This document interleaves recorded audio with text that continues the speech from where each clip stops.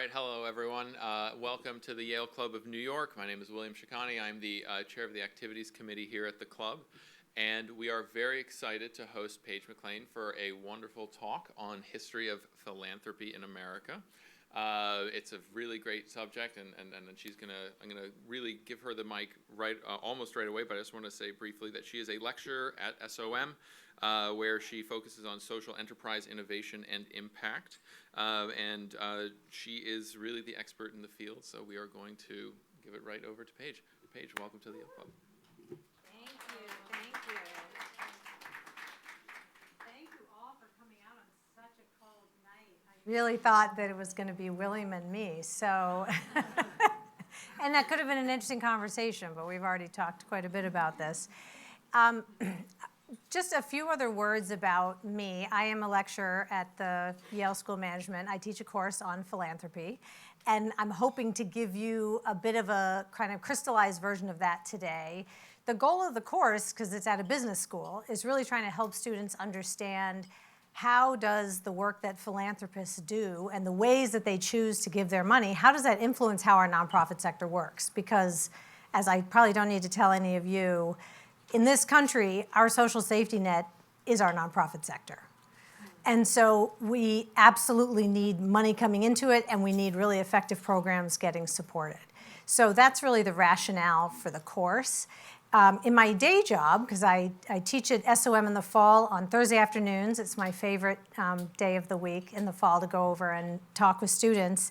In my day job, I'm an independent advisor to individuals and families who are high net worth individuals and are trying to figure out what they want to do with their philanthropy. A lot of them are coming into a new stage of life and thinking about what they want their next chapter to look like.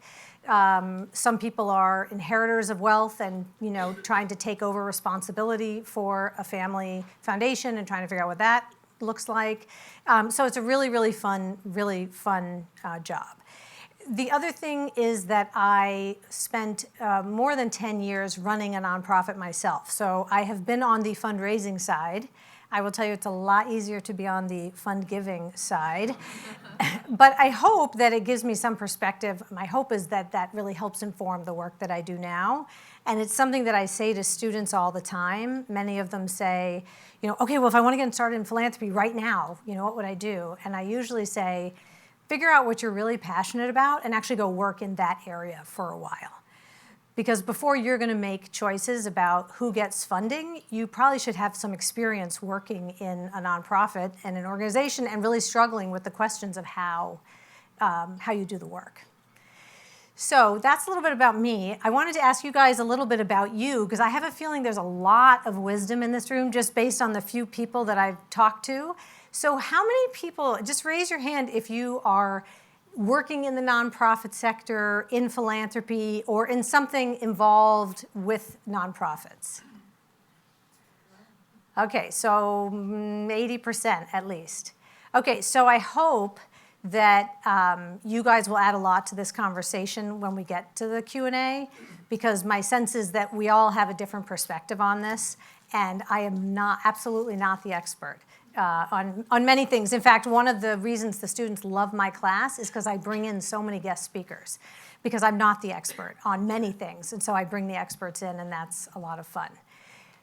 So what I hope we're going to do is take a little bit of a spin through the history of modern philanthropy, starting with Carnegie and the Gilded Age and sort of how this all got started in the US, and then really look at how it's evolved over time and what that evolution has meant for the way that we practice philanthropy today. What are the mistakes we've made? What are the lessons we've learned? What are the lessons we haven't learned? The mistakes we seem to keep making over and over again. And I'll try to be a little bit provocative, so hopefully I won't offend anyone, but I hope you will also be provocative in your questions. So philanthropy is from the Greek, philos and anthropos. It means the love of humanity. And so really we think of philanthropy as being purely about money, but in fact it really is about giving. And there are many ways that people choose to give back, whether it's serving on a board or picking up a hammer and building a house for Habitat for Humanity, or giving money, or hopefully all of those. And people find fulfillment in giving back in many ways, but the US is pretty unique in how active people are in volunteering and in giving back. And so part of my question is like, why is that? And again, I come to this as a practitioner, not as a historian. My mother's a historian in the family, so I know to learn from history, but I am definitely not an expert in that area. But so why is philanthropy important? I'm not sure I need to tell anyone this, particularly right now, but we are literally living in a world that's on fire. And so it matters where all of those dollars go, and it really matters that those dollars go somewhere, that they don't just sit in the bank, because we have a lot of need. And so what I find often is that people who have money to give don't know where to give it, understandably, because they don't work in, with the homeless or in the environment. And so the money doesn't move. And then we have all of these incredible problems to solve. So to me, that's why it's an incredibly important topic to understand and to try to get yourself sort of activated in some way or another. So philanthropy is often called society's passing gear. It is what has spurred on a huge amount of innovation in this country over the history of the country. Okay, so everyone knows Sesame Street, of course, right? Which was really, truly a breakthrough when it started. It was the first time that we had found something that was truly educational for children. But a private company, NBC, wasn't going to decide to just make Sesame Street. Right? We needed someone else to say, I'll take a risk on that. And the same thing with the polio vaccine. Were it not for philanthropy and years of medical research, we would not have had a polio vaccine. And just to skip ahead, we would not have had a COVID vaccine were it not for years of philanthropists investing money where companies couldn't see a profit in it in the early years. And so they didn't go for it. Somebody has to do that research to make it available when we need it. Other really interesting ones that you may not know, if you look at the highway with the line on the side of it, we all know that, particularly when you're driving at night, it helps you stay in your lane. Well, it turns out that was actually initially funded by a group of philanthropists who said, hey, I think this is actually going to be good for people driving on roads. But you're not going to make any money doing that, so there wasn't a company that was going to pick it up, and the government was not convinced. And so the government was not about to start painting, lines on roads across the country. So they funded a pilot project, and indeed, it had a huge impact on accidents, and then the government picked it up. So that's another really important role that philanthropy can play, is to sort of be the risk capital, either for government or for the private sector, to prove the possible of something. And then, in the best of cases, the government or the private sector picks it up. At the bottom here, does anyone know what this is, this building? Hispanic Society? No, it's a good guess, and also a nonprofit. No? This is one of the Carnegie libraries. So Andrew Carnegie, when he first began his philanthropy, he said, oh, here we are in a library. He said, people need access to books. A lot of people cannot afford books. And so one of the first things he did was he built libraries all over the country. And it really was the precursor to what we have today as this amazing public library system. So philanthropy has also gotten it wrong sometimes, and actually a lot of times. So I'm going to tell you a little bit of a story about this organization called One Laptop Per Child. And let's just say I came to you and I said, I have this amazing idea. There are all of these kids in the developing world, and they don't have access to computers. And we all know at this point, if you don't have a computer, you're really not going to be able to make progress in the world today. So my organization is going to raise money from all of you. I'm going to buy computers. We're going to take them over to all the children in these countries, and it's going to be unbelievable because that will be like the ticket that they need to be able to move forward. So if I came to you with that idea, what would you think? Sounds pretty important, right? Sounds pretty interesting. And, listen, you look at me and you're like, okay, yeah, she's a Yale grad. She's teaching a course at Yale. She's probably pretty smart. Seems like a pretty good idea. Well, that's what happened. One Laptop Per Child got started and gave out thousands of laptops. And the only problem was, a year or two later, the laptops broke down, as they invariably do, and there was no one in each of these towns and villages who knew how to repair them. And the laptops were all in English, but not everybody spoke English. And, think of 3 other problems that happened. And ultimately, the laptops got discarded. So over and over again, we see philanthropists who think they can build a better mousetrap, and they go and they do something new. And on the surface of it, it sounds like a great idea. Like we all sit together in this library and we cook up what we think is a really great idea, but we don't actually go and talk to the people who live there to say, how would this work if we did this? And do you want this? Is this the way you'd most prefer to have this money spent, or are there other things you would want? So I want you to keep that in mind as a lesson from, if you walk away with nothing else today, please walk away with that so often we think we're smart people and we have good ideas, and we put our money towards things that don't actually work in the real world. I'm going to give you a couple of other examples. My husband's family is from Egypt, and we go to Cairo with some regularity, and we're there last year. And we went to visit this neighborhood where all of the garbage collectors work.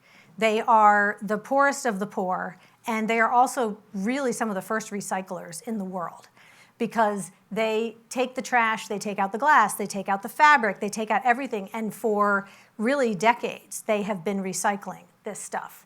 So this is not the most pleasant-looking neighborhood, but suddenly you get to this oasis of this place called the Association for the Preservation of the Environment, and it is a place that has taught women who live in this neighborhood how to weave, how to make things out of glass.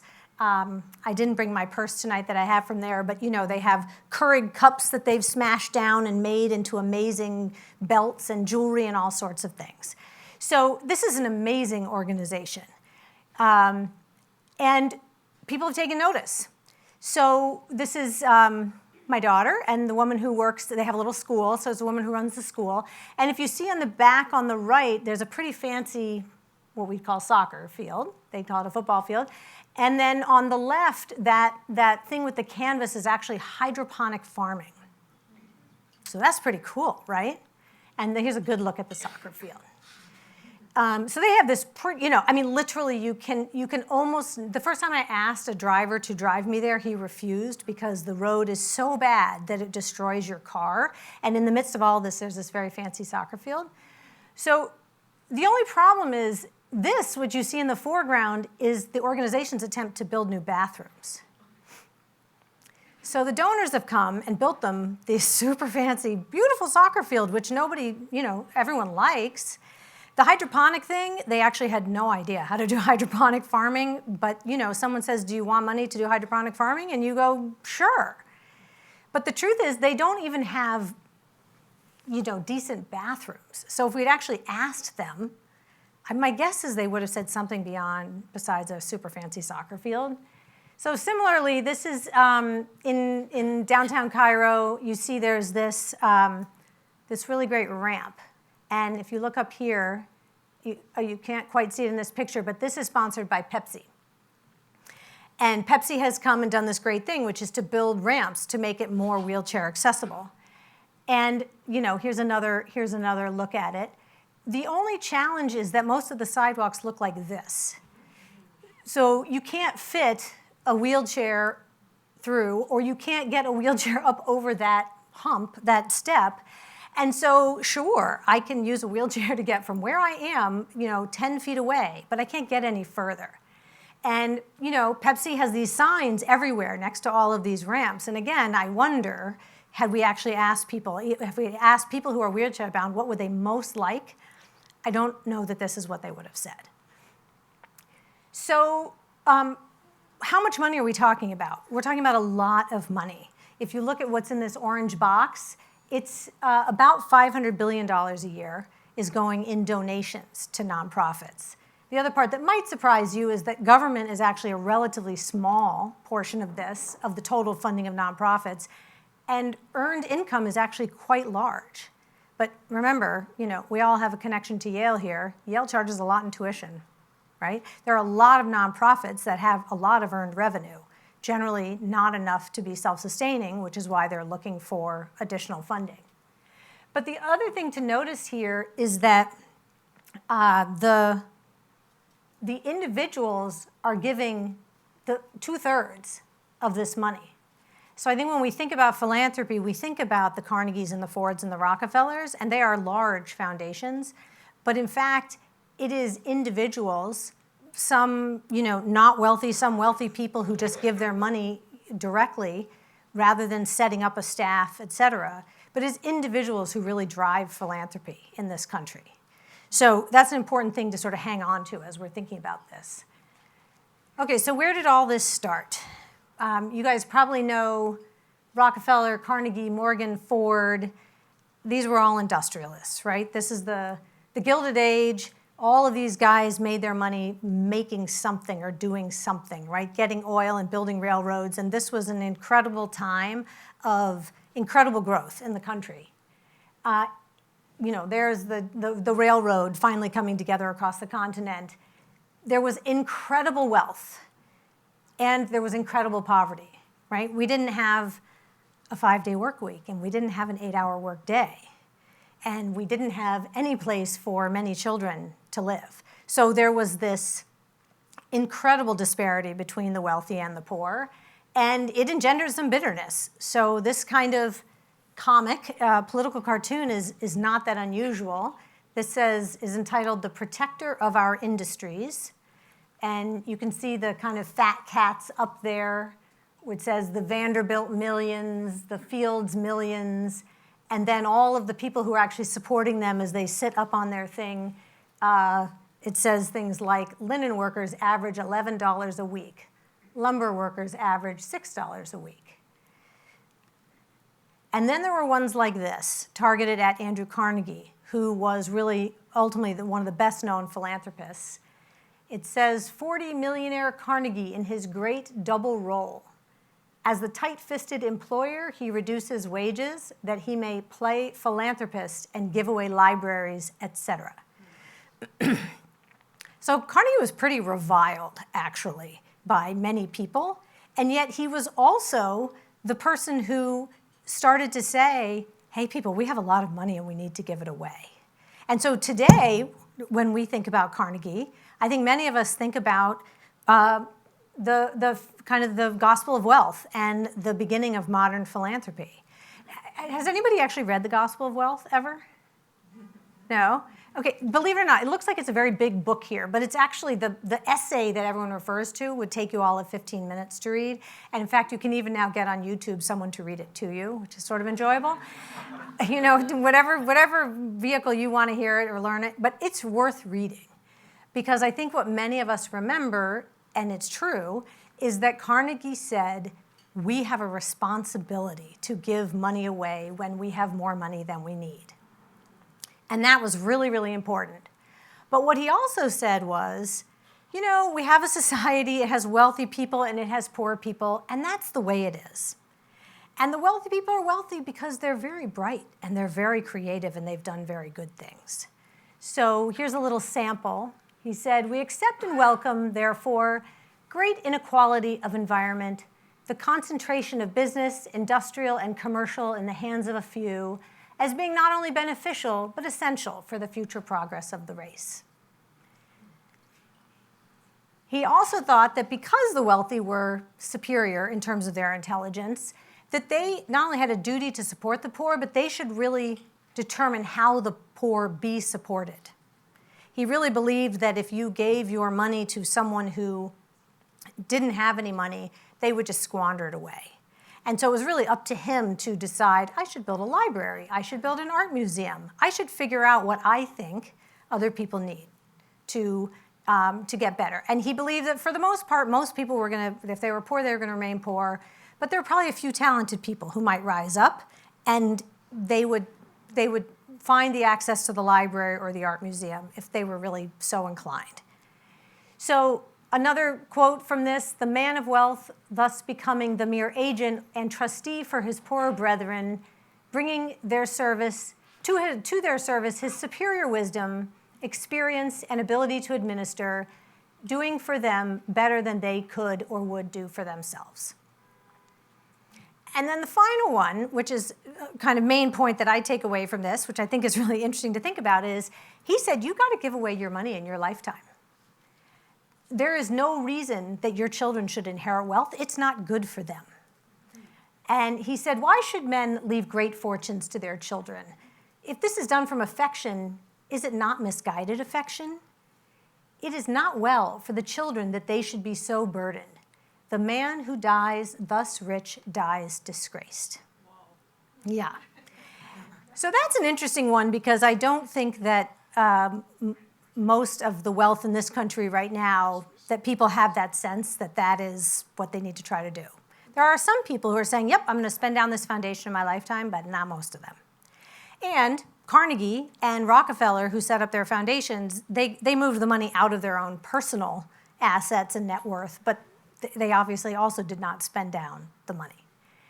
So I think that's really important to think about as a sort of how we got grounded in this idea of giving away. And then if we fast forward a little bit, that was, Gospel of Wealth was 1898. And the Cleveland Foundation was actually the first community foundation. And it was founded in 1914 by this man, Frederick Goff. And he was a banker. And he ran this bank and trust in Cleveland. And what he found was that he had all of these trusts from individuals and families that he was supposed to manage financially. But they also wanted him to then use the money, figure out what to do with the money, to give it away. And he had the smart idea that while he was a very good financial manager, he was probably not the best person to decide where all of this money should go. And so he formed the first community bank and trust. And the idea was that a group of citizens would come together and look at this pooled amount of money and decide how to give it away. So this is, we're into the progressive era now. People believed a lot in this idea of scientific philanthropy. They thought they could really identify the best way to give the money away. And so they needed people who had more expertise to figure out how to do that. So the Cleveland Foundation started this notion of community foundations, and today we have well over 500 community foundations in our country alone. They're also across the world. But they really did become a vehicle for people of means, but not the kind of means of a Carnegie or a Rockefeller, to figure out how, where they could give their money, even if they themselves didn't have a direct sense of exactly where they would want that money to go. Or they felt that their own individual gift wasn't going to be meaningful enough, but pooled together, it could mean a lot. A key part about this is that these folks, I think you can tell from Frederick Goff, they were still wealthy people, and they were still making the decisions. Right? They came together as a committee, and they said, oh, the poor need, whatever they need, more health and welfare, et cetera. So this idea continued on, and once again, Cleveland was sort of on the cutting edge of things. And in 1914, they also created the first idea of having a number of charities actually go and fundraise together and to do one sort of campaign that would, over a limited amount of time, raise money for all of those charities. And this is what ultimately became the United Way. So also became a long, very, very well-known and popular idea.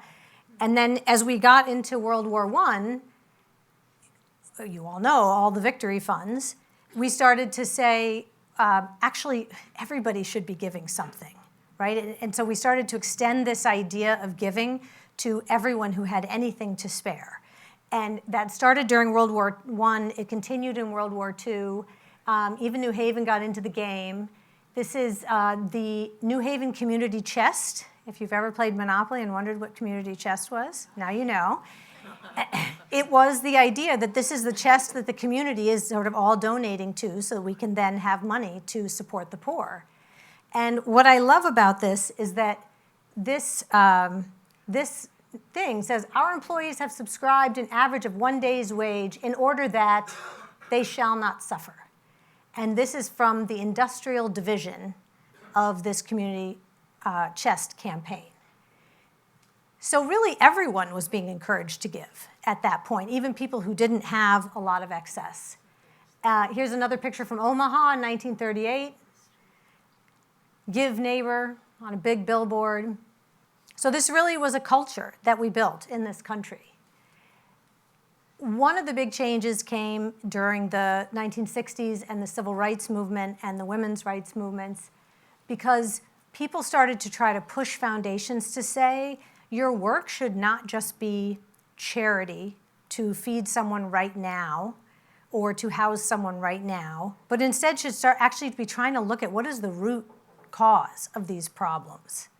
And so it was the first time that some of the major foundations started giving to civil rights organizations or organizations that were trying to change policy or change laws.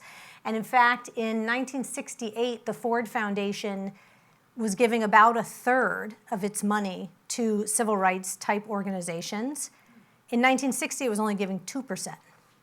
So it was this dramatic shift in the amount of money that they said, well, if we really want to have an impact, maybe we should go to the source of the problem.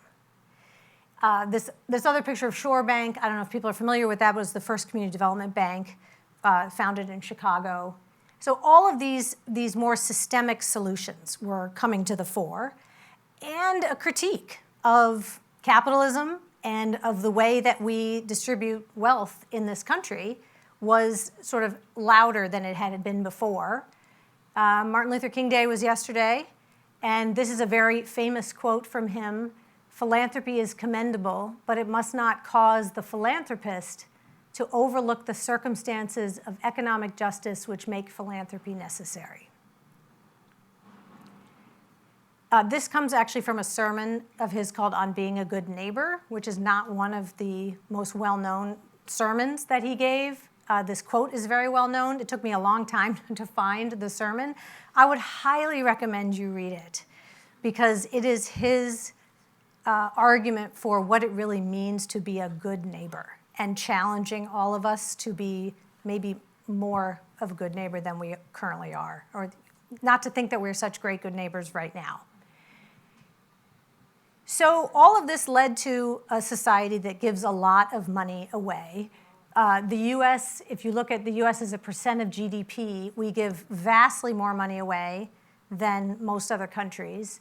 This number hovers somewhere between about 1.5% and 2% of GDP. It never seems to get above that for whatever reason, but it's a lot. We also give across income bands. So this graph is showing you that, the people who make the most money are most likely to give. 93% of them give back in some way. And as you go down the income ladder, fewer and fewer people give. But people making under $25,000, still almost 40% of them are giving some amount of money away every year. And what I found really provocative in this is that if you look at the average donation, the poorest people are giving 12% of their income, and everybody else is giving somewhere between 5 and 3 and 2%.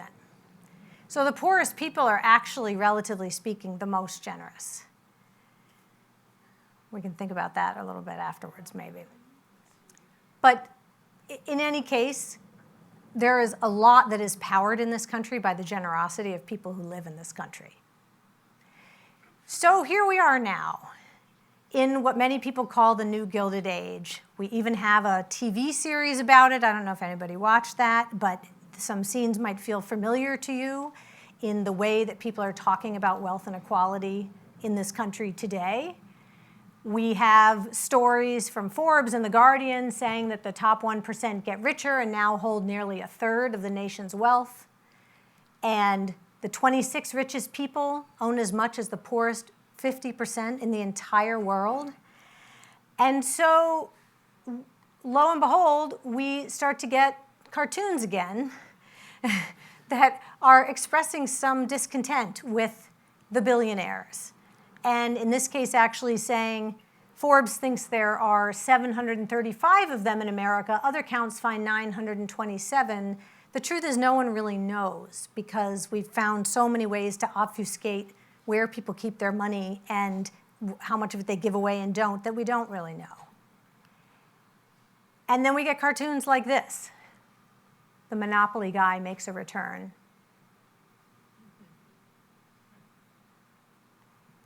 And like this. 50 billion to his name. Wow, how does he do it? So here we are again. And philanthropists look a little bit different today. They're still largely white, largely male, but they aren't making stuff anymore. They're creating technology for us, and they're making money, and they're managing our money. And one thing that's very interesting about this group of people is that they also are much more likely to be giving on their own. So, this is the Gates Foundation campus. Gates has over 2,000 people who work for the foundation. Yeah. And, Carnegie and Rockefeller are big. Think of a big building and an institution with a lot of people. Gates founded his foundation in 1994, and the trend now is actually not to do that. Many of these guys are giving away their money on their own or with very few staff members. So Stephen Schwarzman, who many people may know, gave $150 million to Yale a couple of years ago to build what was Woolsey Hall and is now the Schwarzman Center. And it's a pretty amazing space where there are performances and cafes and all sorts of things. And I heard a little, we can talk about the naming the thing after yourself later if you want to. But he has about 5 people who work for him on his philanthropy. And he gives anywhere between 70 million and 100 million a year. We actually don't know because he doesn't keep all of it in a foundation, so he doesn't have to report all of it. And similarly, Ken Griffin, you can find articles written where people are trying to see if they can figure out how much money he gave away in a year. Because he keeps all of his money in a donor-advised fund, which is a vehicle that doesn't require him to declare where he gave the money or if he gave it away at all. So what happens a lot is that people have what we call a wealth event, right? They sell a business or in some other way come into a lot of money. And their accountants are very smart and say to them, if you put this money into a donor-advised fund, we can move it over here. You won't get taxed on it. In fact, you'll get a tax deduction. And then when you get around to it, it could be tomorrow and could be 20 years from now, you can give that money away. But you actually have no requirement that you give that money away over any period of time. It could end up being, bequeathed ultimately to your children as trustees, to your grandchildren as trustees. It's not your money anymore. You've given it away. But all you've done is give it away to, Fidelity Charitable to manage. You haven't necessarily given it away to a person who needs a new home.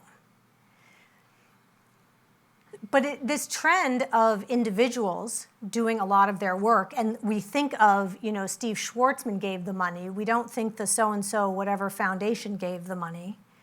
Means that these guys are, in many ways, much more invested and involved in their giving. And it's brought on the likes of me and people who are either have firms or who are individuals to advise people. Because, many people say, I know how to run a hedge fund, but I really don't know where to start in terms of giving my money away. And so there's been a bit of a shift between this sort of professionalized Gates Foundation staff and other people who kind of come to this work in a variety of different ways. So they've been trying to give it away. And I don't know if you all have heard of the Giving Pledge. It was in 2010. Warren Buffett and Bill and Melinda Gates said, we want people to pledge to give at least half of their money away in their lifetime. And a lot of people signed up and were like, I'm going to do that. I have more money than I need. And they wrote these actually beautiful letters that you can read about why they wanted to give back and how incredibly grateful and lucky they felt. So there were about 241 of them as of 2023. You can see most of them are in the US, but a good number from other countries.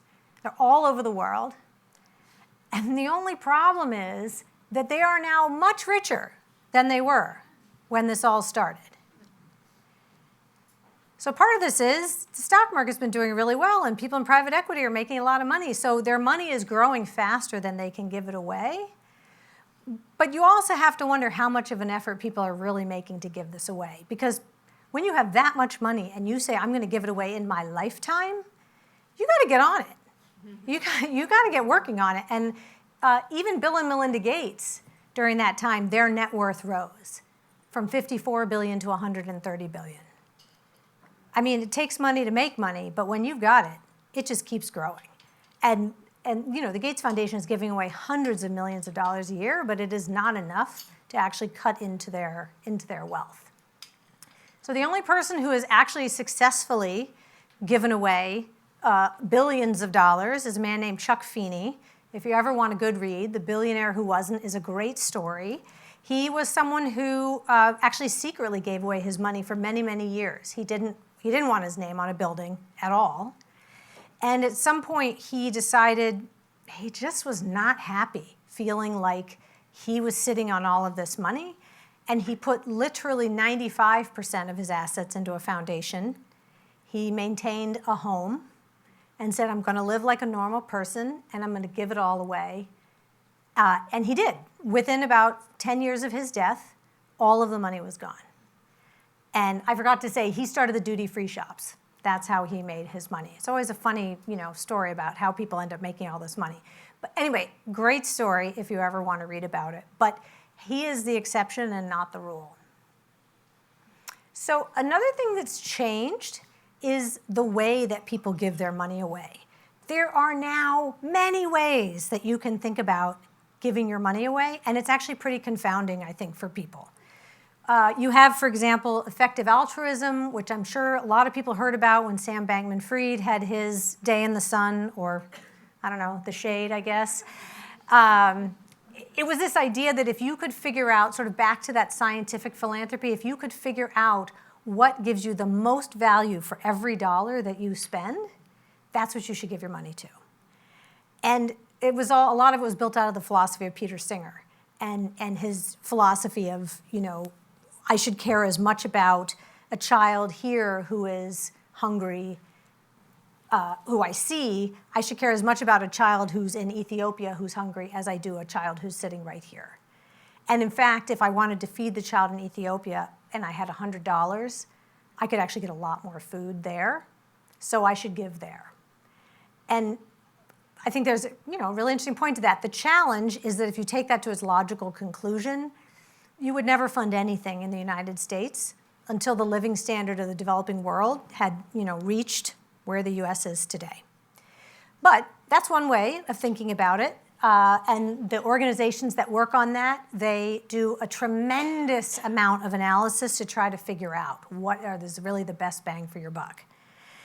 On the other extreme of that is something, Give Directly is an organization that does direct cash transfers and says, look, I mean, a lot of times people can't get to a job because their car breaks down and they need to fix their brakes and they don't have $1,000 to fix their brakes. And so I could build them a community center and I could build them a library and I could do all these things for them, but if I would just give them $1,000 and they could fix their brakes, they could go and actually go on about their day and have a job. And so Give Directly, both internationally and in the US, has sort of started this movement of saying, why don't we just give people the money?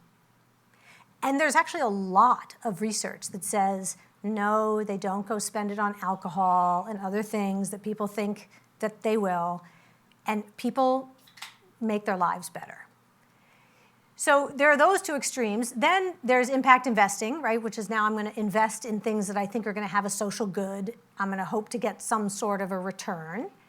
There are things like the Audacious Project, which are competitions. So we're going to go out and find the best social entrepreneurs we can and put them through a whole series of tests and then give a big prize at the end. And there are things like venture philanthropy, which sort of take a page out of the venture playbook and say, let's find something we think is a great idea and then pour in a lot of money and see if we can get it to scale and to spread. So it's actually a very exciting time, and this is why in my class I bring in a lot of guest speakers, because I only know so much about each one of these areas. But one big thing that has not changed is the amount of money that actually goes to organizations for general operating money to run their organizations. So if you look at this, about half of the money that given away as philanthropy goes to quote-unquote program development. Which sounds good. I mean, I need to run the program to teach the kids to swim or whatever it is. But the thing is, if I run the YMCA and you give me money to teach kids to play basketball, I can pay my staff to play basketball, but I actually still need to have heat for my building and do maintenance on my building. And I, as the leader of the organization, do need to get paid.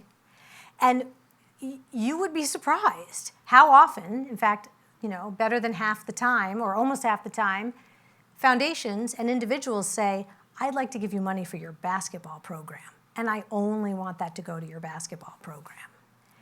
And so you're left with no way to keep the heat on. So right now, only about a quarter of the money goes to general operating support, which is, here's $1 million, do what you think is best with it. Now, the thing, and maybe you might say, I know, but I'm really motivated by the basketball program. I'm not sure that this organization is sophisticated enough to know what to do with this big chunk of money. But just think about it from the private sector. Can you imagine if someone went to a venture capitalist and said, I have this idea, I want to make this really great new gadget, and the venture capitalist said, that sounds like a really good idea. Here's $40,000. Why don't you use that to build a website? Oh, and here's another $30,000. Why don't you use that to, get yourself some office space? And they sat and dictated to people how they should spend the money. They don't do that, right? They say, here's $5 million, use it the way you think is best, and let me know how it goes.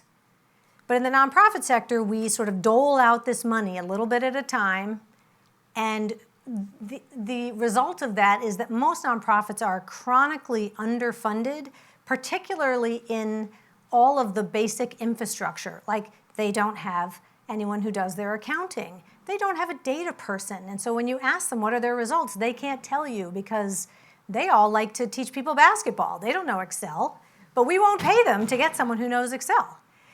So that has not changed, that we as donors and givers in this country still think that we know better how to direct the money into quite specific ways.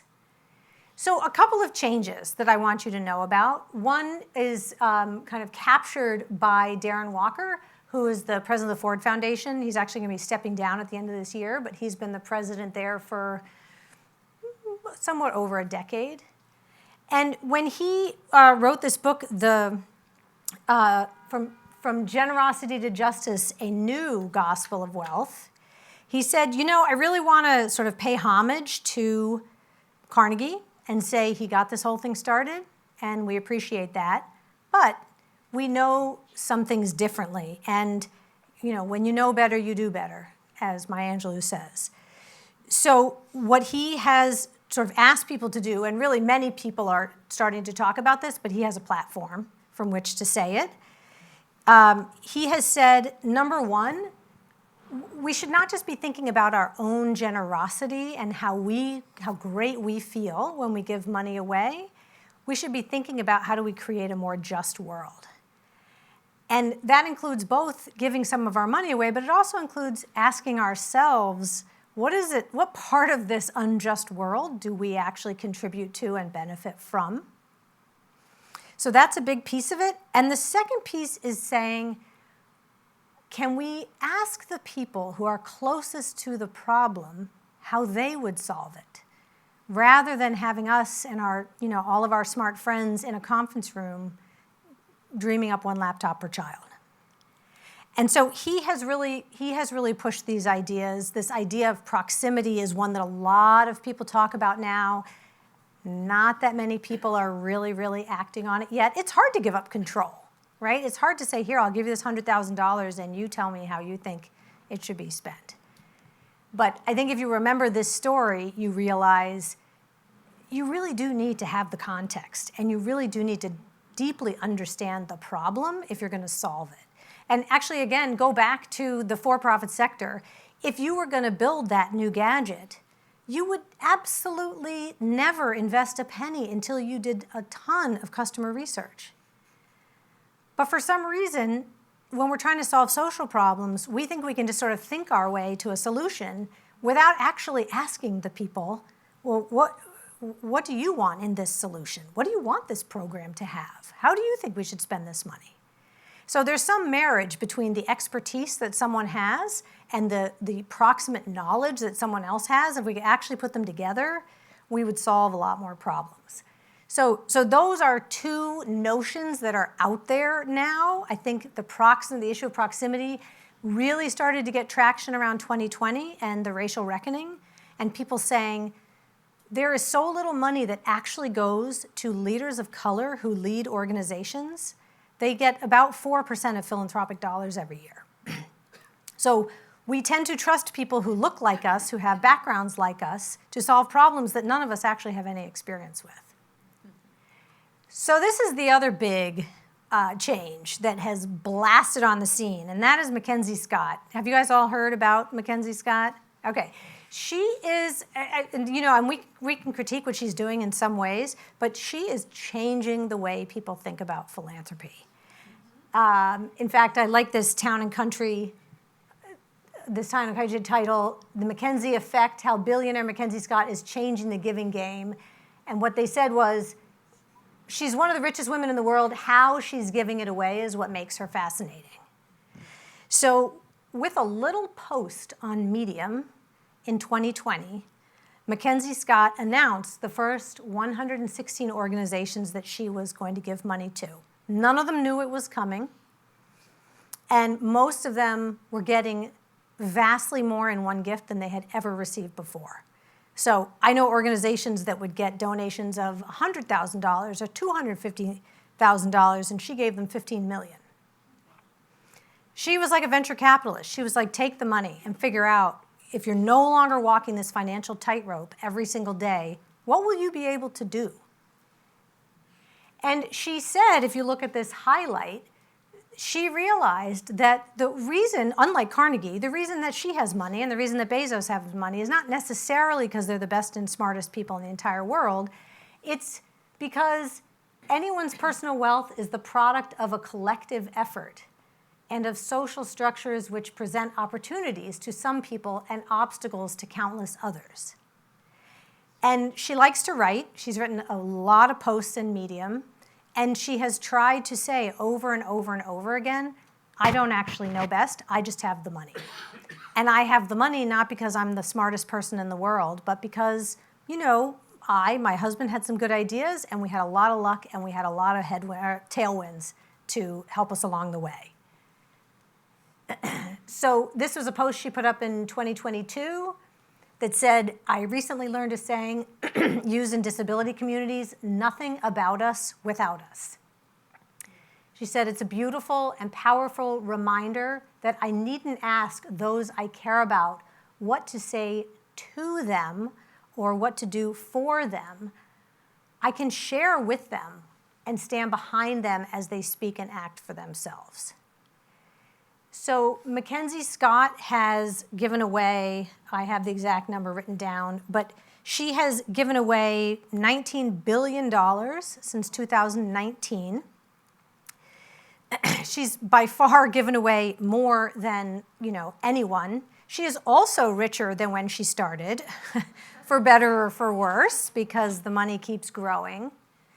But she continues to make these gifts of $10 million and $15 million and $5 million, and she just writes you the check and she says, good luck to you. I don't need a report.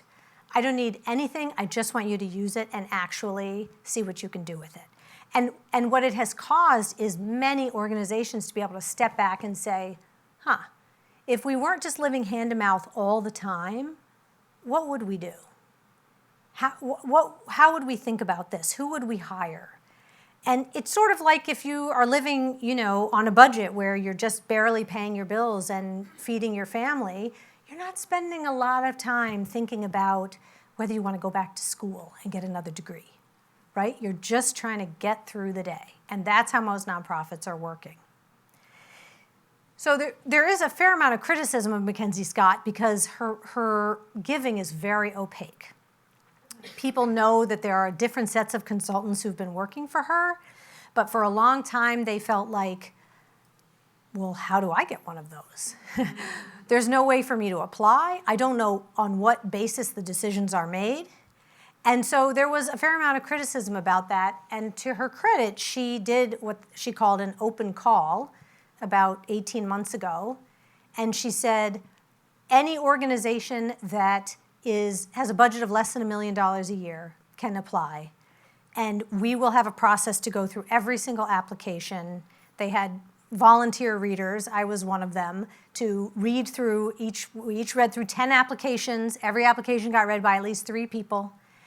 And she said she was going to give away, I think, $150 million in $1 million chunks, and she ended up giving away well more than $200 million because she saw that there were just these amazing, amazing organizations out there, all of them community-based. So, okay, so what's a person to do with all of this? I think people come to me and they say, well, what's the most effective use of my dollar? I don't understand. Is it just to give the person the money? Should I do all this analysis? Will my money really make a difference? Is $10,000 really going to make a difference somewhere? Is $100,000 really going to make a difference? And then this idea of getting at the root of the problem, like, is it okay to give to a direct service agency that's not getting at the root of the problem of poverty or inequality? I mean, whoa, people are just stuck. And there's like this analysis paralysis because we're all trying to do the best thing and the right thing. So I just wanted to leave you with a couple of thoughts on that as you're thinking about your own giving, I hope. One is, be like this little kid and be really curious. Go in not with answers, but with questions. Think about areas that you care about, that you want to learn more about. Try to figure out who's doing work in those areas that I could get behind and support, rather than, oh, I have this idea for this great new mousetrap. Maybe I should give someone money to build my mousetrap. So really try to think about what you could learn. And then also, like this kid, look up over your fence and the networks that you tend to look at and that you are in. Because many of us who have some wealth to give away, we're sort of all in the same networks, and we know a lot of the same organizations and a lot of the same universities. So we give to our alma mater, or we give to the, MoMA and other places, and those are amazing institutions, but they end up actually getting quite a bit of money while there are other folks who literally can't hire an accountant. So this is such an issue that actually the CEO of the Gates Foundation last year in his annual letter said, please, yes, give to your alma mater, and give to an organization that is making textbooks free for students. Or yes, give to MoMA, and give some money to the endowment of a historically black college and university. Right? Think about things that aren't directly in your line of sight, because our lines of sight are actually more limited than we realize. This is what I was saying before. 4% of philanthropic funding goes to organizations with Black, Indigenous, and Latina leaders. Because we give to what we know. And our friend says, oh, I fund this organization, you should fund this organization. And lo and behold, we end up funding in this relatively tight circle.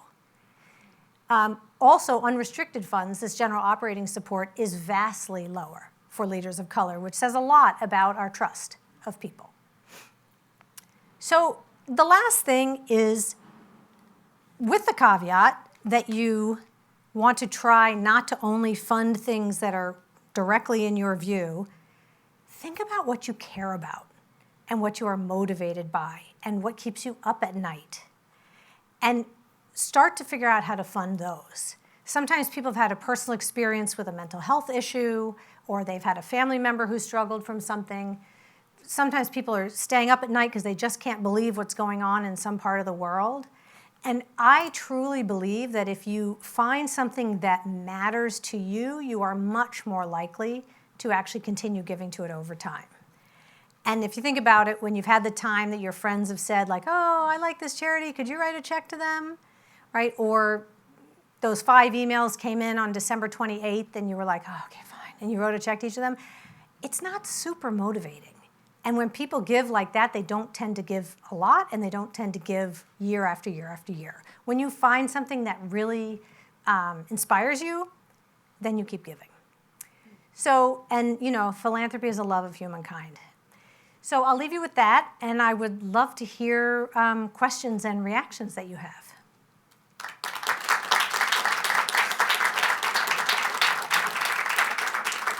Oh, look at that. Okay, I see someone way down there in the back, and then you here in the middle.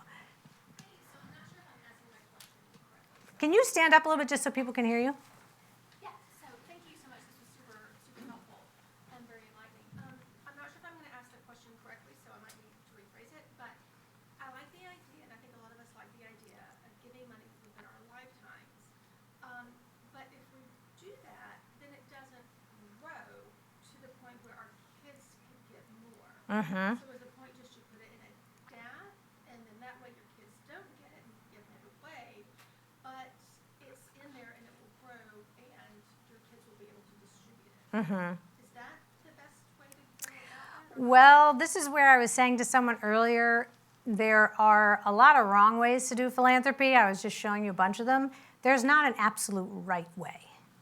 And some people say, oh, I should put my money into some investment vehicle and let it grow.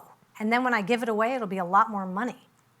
But other people say, yes, but if you gave the money now and you helped us bend the climate curve down now, then we wouldn't have those problems in the future, right? Or if we gave money to kids now who are in need of an excellent preschool experience, we wouldn't be paying for them later when they're incarcerated. So I think ultimately you have to do what feels right to you. I think the challenge with the waiting until it grows and having something for my kids to give away is, number one, your kids don't necessarily want to do it.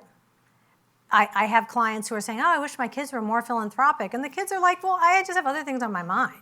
So I'm not sure that they want that.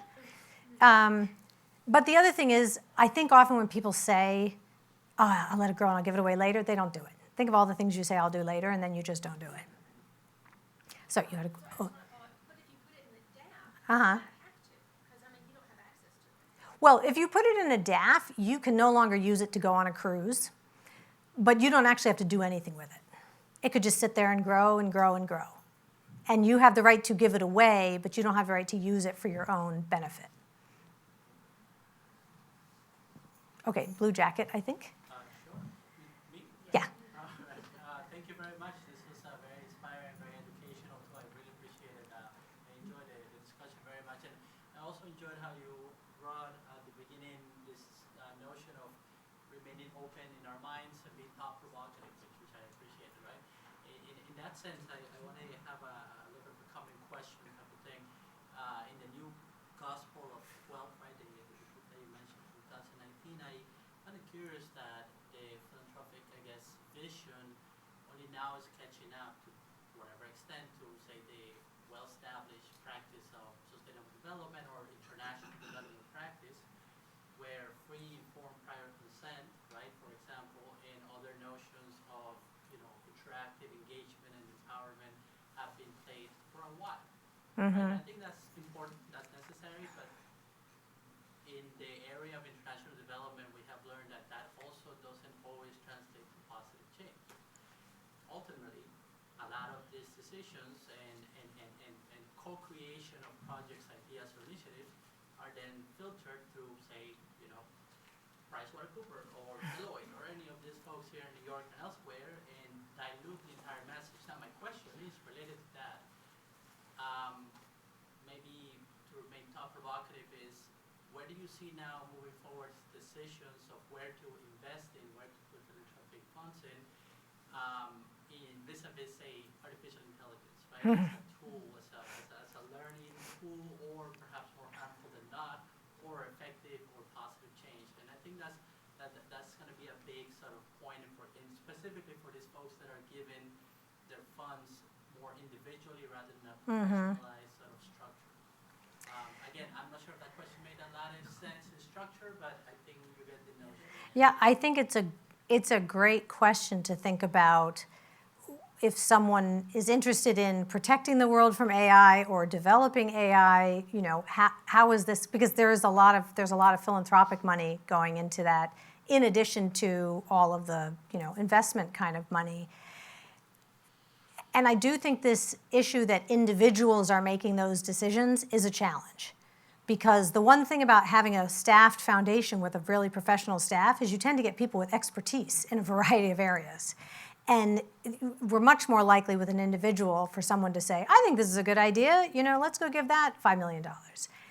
And so I think that is a problem. I think the other thing I would say is that, when someone is funding something that we really agree with, we think it's a great idea that people are able to give philanthropy to move a particular issue or to get a candidate elected. But when people are giving money to fund something that we think is reprehensible, we suddenly think, well, this is plutocratic power and they should not be doing that. So we have to sort of take the good with the bad, right? Ultimately, if we're gonna have someone, we're gonna have some number of people who are saying, I'm giving money to fight climate change, and some number of people who are saying, I'm giving money to, amplify this idea that this is all a hoax. But when AI is making these decisions, then that's what Who do we, oh, yeah, well, that I'm afraid I am not no more qualified than anyone else to answer, but yes. First of all, terrific presentation. Thank you so much. We've seen in this country and in the world so much that's happened just in the last couple of weeks. Oh, can you maybe speak a little louder? Yeah, there's been so much change in our country and the world in the last couple of weeks. How are your clients responding to that from a philanthropic perspective? Do they want to give you advice? Do you want to give them advice? What's the role of philanthropy right now? Oh, that's a good question. I mean, I think related to what I was just saying, there are some number of donors who are on fire. They're like, we got to go. We got to do this. We got to fight climate, and we got to, change who's in the White House and all those other things. I would say, actually, the majority of people are really, really fatigued. And the majority of the nonprofit sector is really tired. And so you're not seeing that spring back in the way that you've seen in the past. So yeah, I think that's what I would say. There are a number of interesting and very concerning changes that the new administration is proposing for the nonprofit sector. Most importantly, this bill that could count, I think it's called Project Esther, which would allow them to designate any organization that they had a concern about as a terrorist organization. And that could be a foundation, because a foundation is a nonprofit as well. And so to the extent that you're giving to something that someone else disagrees with, it can be then designated, and you have a 3-month comment period, and then it is shut down. So that's really concerning. Yeah. Yeah, again, thank you, great talk. I guess your kind of example about, bathrooms and car illustrated to me that there seems to be this hierarchy of needs when donating. People don't need a soccer field when they need bathrooms, and they need their physiological needs met. But on the other hand, so much philanthropy goes into the arts. And yes, people need bathrooms, but we also need someone to say, yes, but we need museums and concert halls and these cultural institutions. So how do you balance that tension when you're kind of advising clients? That is the heart of the matter, right? And that's why effective altruism was so appealing to so many people, because they thought, finally, I could just do this right. I could just find the absolute best use to leverage my $1. And then how do you quantify the joy and wonder that art gives to someone? And what do we think about a child who is fed and not cold, but has no way to, grow their imagination? So I think that's what I find with clients, particularly people who are coming from the private sector, is that this idea of the complexity of different kinds of social issues is very frustrating, because there's not an easy way to solve most of the issues. And when you give, one of the best ways you can spend your dollar is giving money for early childhood development, right? Dollar for dollar, it's a lot better to do that than it is to give money to a 20-year-old who needs some job training. But I will tell you, a lot of people want to give money to people who are in job training programs, because you can see it happen, right? You give the money, the guy goes into the program, 6 months later, he has a job. Whereas with this little child, you give them a wonderful early childhood experience, and then 18 years later, 30 years later, you hope that their life has gotten better. All the data suggests that's true, but it's a lot harder to see it in that sort of direct way, and I think art is the same way. that's why for me, I get back to this idea that you do have to figure out what really matters to you. And I would say, if the Association for the Preservation of the Environment really matters to you, then ask them what they need. Like within that, ask them what they need. Don't say, I'd love to give you a soccer field. Perhaps one last question. Okay. Perhaps one last question. Yes. So actually only about 5% of philanthropy in this country goes to the arts, so it's actually a really small amount, although maybe it sort of comes across as larger because we have big institutions like MoMA and the Met. You spoke a little bit about American philanthropy versus philanthropy around the world and percentage of GDP. How much of that is because many of the other countries that you cited there have governments that are funding the things that philanthropists have to fund here? Yes. Absolutely. I mean, if we all lived in Germany, we would have fully funded daycare and healthcare and a lot of other things, right? And so again, that's a trade-off that we're making as a society to say some people can get enormously wealthy. And, you know, I have a client who's from Europe, and he said, I really wanted to come to America because I felt like I could do anything and be anything and I would be rewarded for my work. And in Europe, I felt like at some point I was going to hit this cap and it's not very motivating.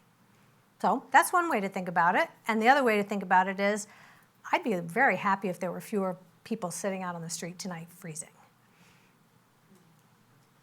Well, please join me in thanking Paige.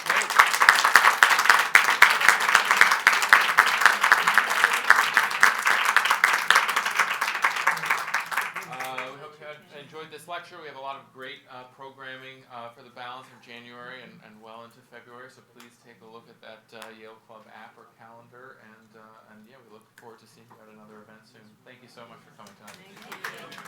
Thank you. Yeah. Great. I'm glad.